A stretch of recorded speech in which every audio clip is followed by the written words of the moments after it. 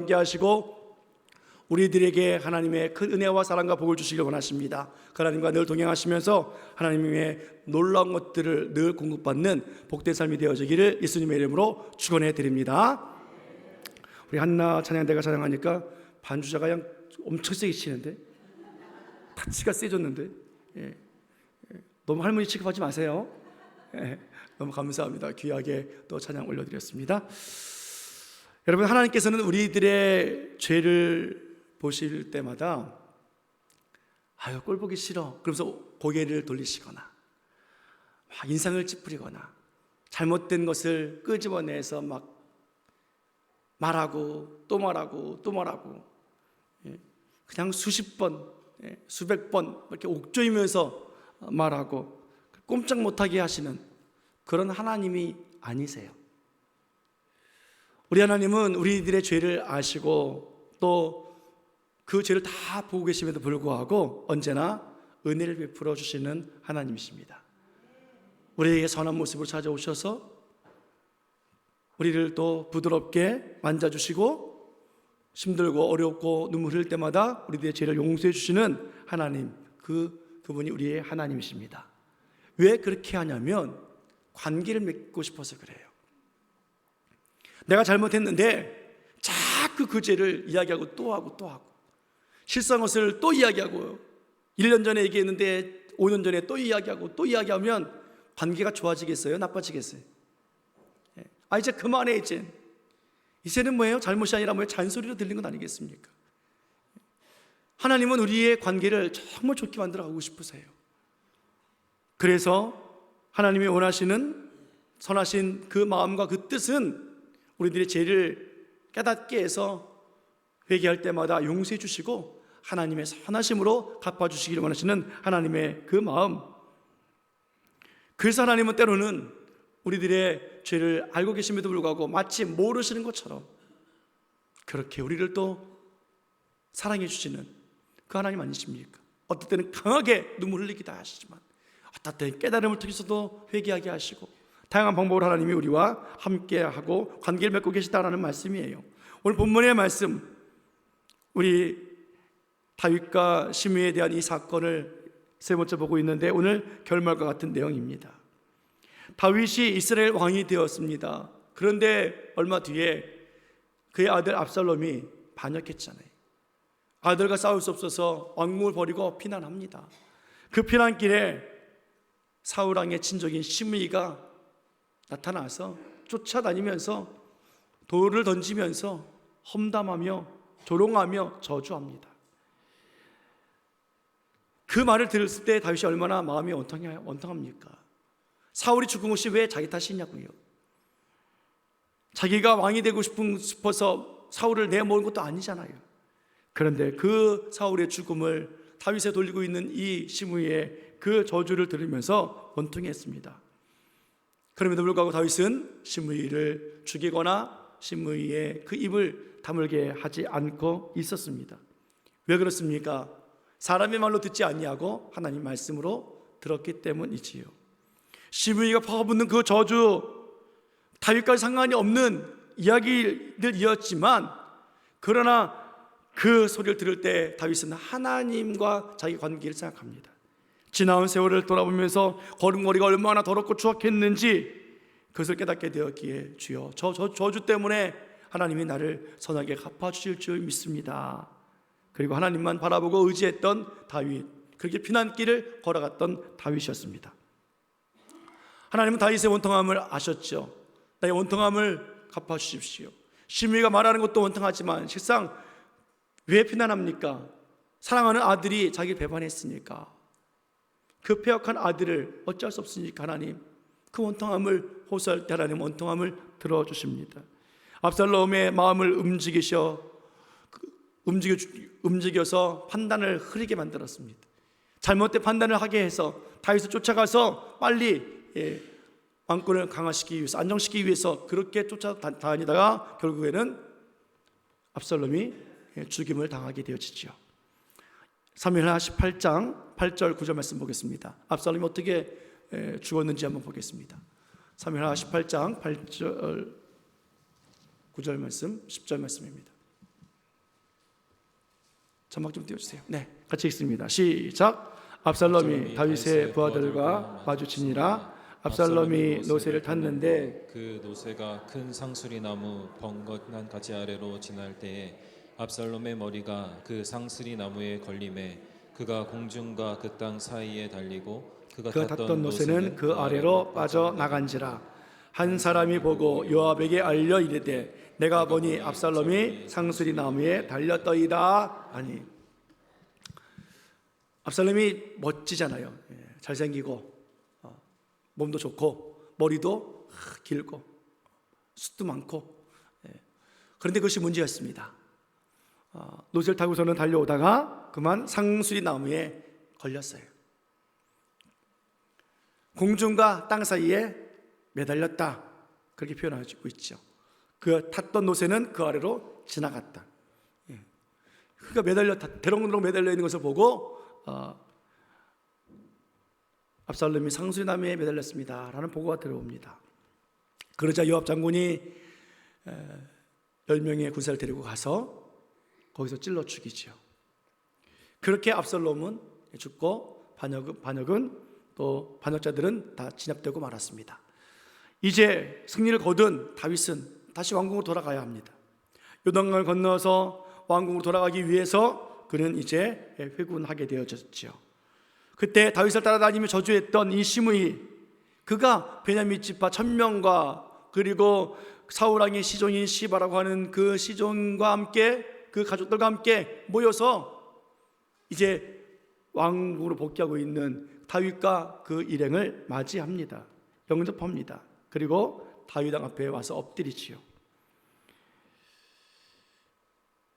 압살롬이 반역을 알면서도 제압하지 아니하고 피난길에 올랐던 다윗이에요. 그 다윗을 쫓아가면서 저주하고 가거라 사울왕의 죽음이 너에게 다 임한다 할 만큼 그렇게 힘들게 했던 시므였습니다. 그런데 반란이 평정되어지고 예루살렘으로 돌아가고 있는 왕의 복귀를 들은 이 시므이는 제일 먼저 달려와요. 달려와서 이렇게 이야기를 하죠. 오늘 본문 말씀 19절 20절 말씀 같이 읽습니다. 시작. 왕께 아뢰되 내 주여 원하건대 내게 죄를 돌리지 마옵소서. 내 주 왕께서 예루살렘에서 나오시던 날에 종의 배역한 일을 기억하지 마시오며 왕의 마음에 두지 마옵소서.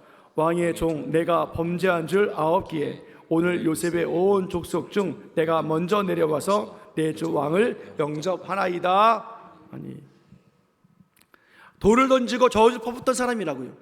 얼마 전까만 해도. 그런데 어떻게 해요? 이제 돌아와서 바짝 엎드리죠. 이제 다윗이 끝날 줄 알았는데 압살롬이 왕이 되어지고 이제는 다윗의 왕이 이제 끝났다 생각이 들었는데 이게 웬일입니까? 얼마나 놀랐겠습니까? 그리고 와서 뭐라고 말해요? 내 죄를 돌리지 마시고 패역한 일을 기억하지 마시고 왕의 마음에 두지 마십시오. 참 간사하지요? 참 비겁하지요? 압살롬의 반역은 그리 오래 가지 않았잖아요. 시므이는 다윗의 인생이 끝났다고 생각했는 줄 알았는데 그래서 거짓말까지 해가면서 거짓 뉴스를 퍼뜨리면서 그렇게 모함하고 험담하고 저주했는데 돌을 던지면서 쫓아다녔는데 이제 뭐예요? 다윗의 복귀 소리에 그는 달려와서 얘기합니다. 나의 죄를 용서해 주십시오. 마음에 두지 마십시오. 얼마나 아부하고 있는지 오늘 19절에 보면 내 주여 원하건대, 이제 뭐라고 불러요? 다윗을 주라고 부른다고요. 고난과 아픔과 피난길에서는 그렇게 무시하던 다윗을 이제는 주여라고 부르고 있다고요. 그리고 가장 먼저 가서 왕을 영접하고 있습니다. 이 사람이 입을 어떻게 다물게 하면 좋을까요? 이런 기회주의자들을 어떻게 하면 좋겠습니까? 그대로 두면 잘 살 수 있을까요? 다음에 다윗이 또 어려움 당하면 이 사람이 그때도 주여라고 말할까요? 또다시 다윗의 마음을 힘들게 하지 않을까요? 아니, 압살롬과 같이 이제 반역을 일으키면서 왕자를 뺏지는 않을까요?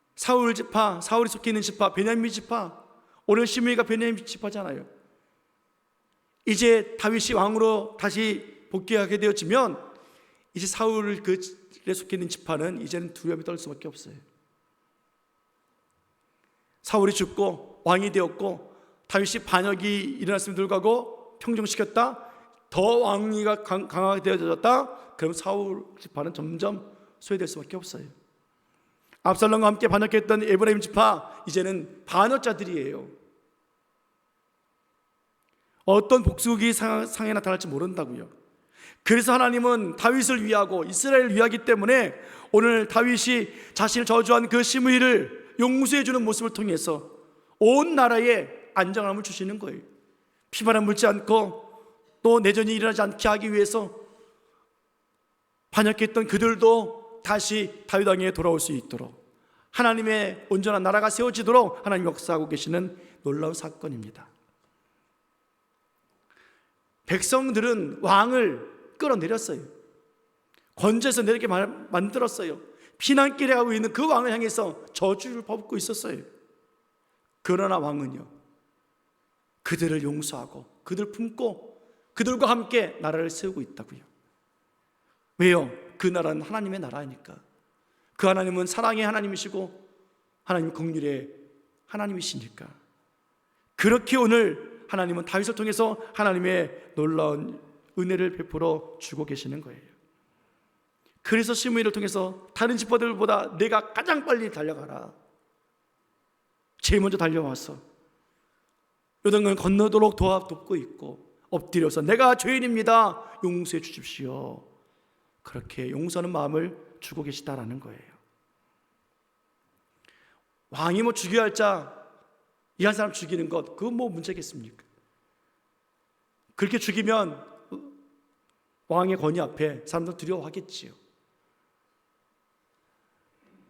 그러나 존경하고 사랑하지는 않지요. 죽여야 할 자를 용서해 줄 수 있는 그 마음이 하나님의 마음이라는 거예요. 오늘 다윗 아마 우리와 같이 억울하고 힘들어서 시므이를 죽이고 싶고 복수하고 싶고 그런 마음이 왜 없었겠습니까?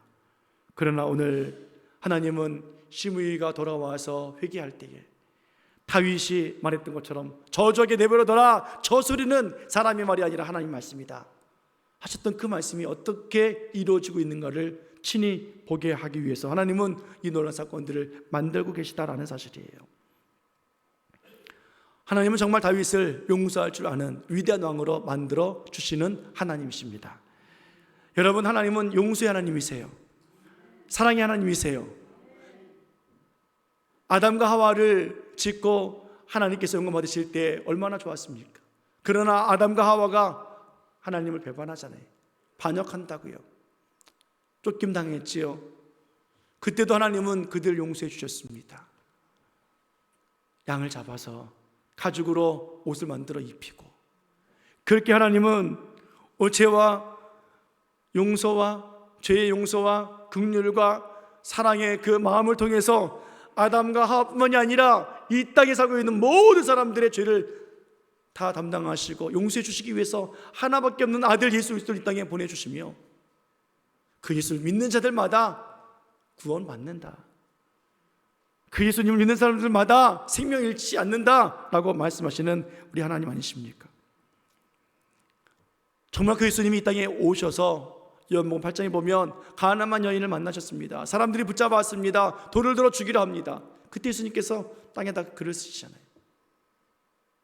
그리고 말씀하십니다.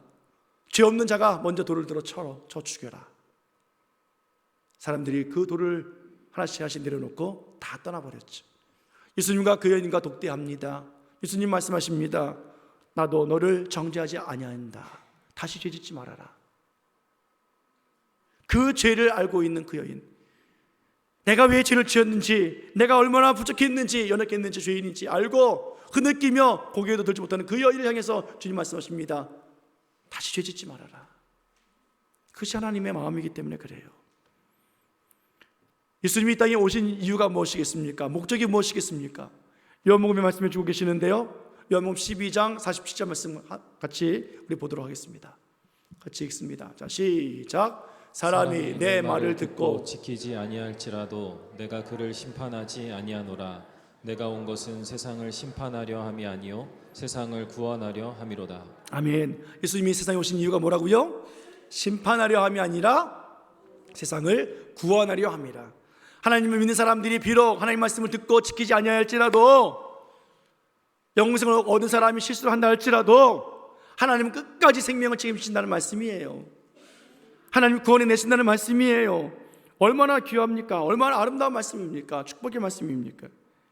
오늘 시므이가 자기의 죄를 깨닫고 먼저 달려와서 내가 범죄한 줄 압니다.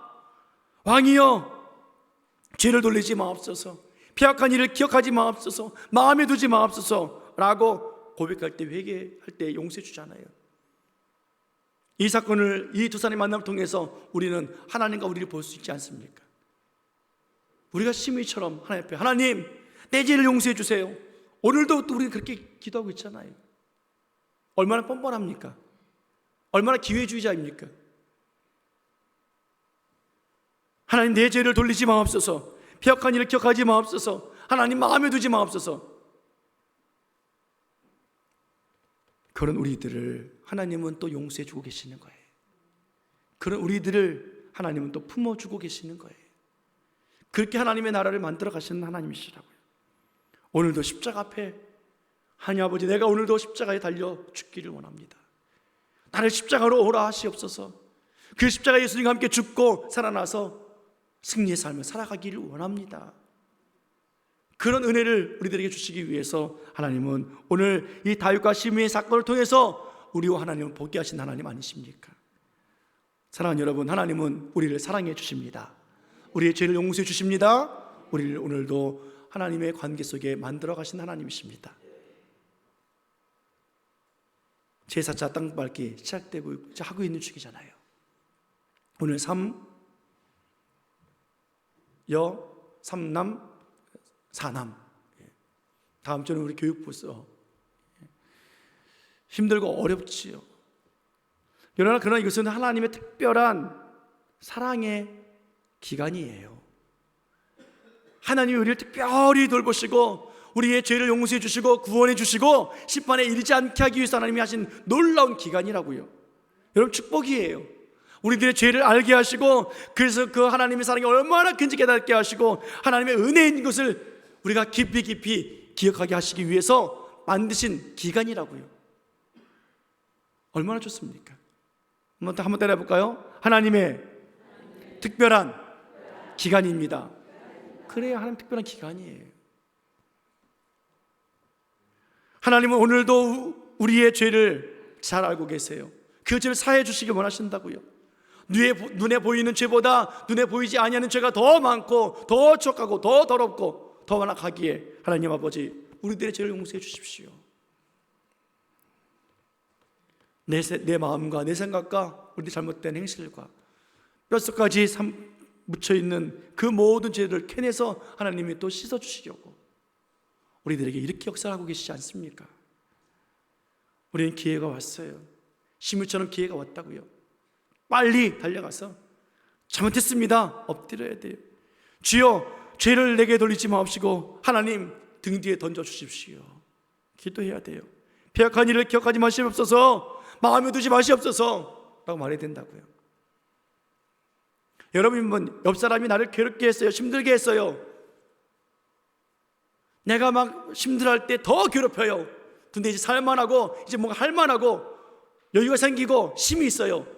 그랬더니 와가지고 아유 미안해, 잘못했어, 안 그럴게. 그럼 여러분들 어떻게 하시겠습니까? 그게 우리들의 모습이잖아요. 하나님 앞에 와서 하나님 잘못했어요, 미안해요. 그럼에도 불구하고 하나님은 우리를 용서해 주시는 하나님. 사랑하는 여러분, 하나님은 우리 인생의 통치자이세요. 왕 중의 왕이세요. 긍휼의 왕이세요. 사랑의 왕이세요. 용서의 왕이세요. 오늘 다윗을 통해서 우리에게 보시는 하나님 말씀은 하나님의 이름을 부르는 모든 자들에게 오늘도 살아계신 그 이름 선포하게 하시고, 그리고 그 이름으로 살아가게 하신 하나님 얼마나 귀합니까? 따라해볼까요? 지금이 용서받을 기회다. 아멘. 지금이 그럴 때예요. 오늘도 우리는 땅밟기를 합니다. 또 기도합니다. 나를 위하여, 내가 또 기도해 줄 대상자를 위하여. 아직도 안 뽑으신 분 계십니까? 그러면 탈락하십시오. 사무실 가셔서. 서로 기도해 줄 알아야지.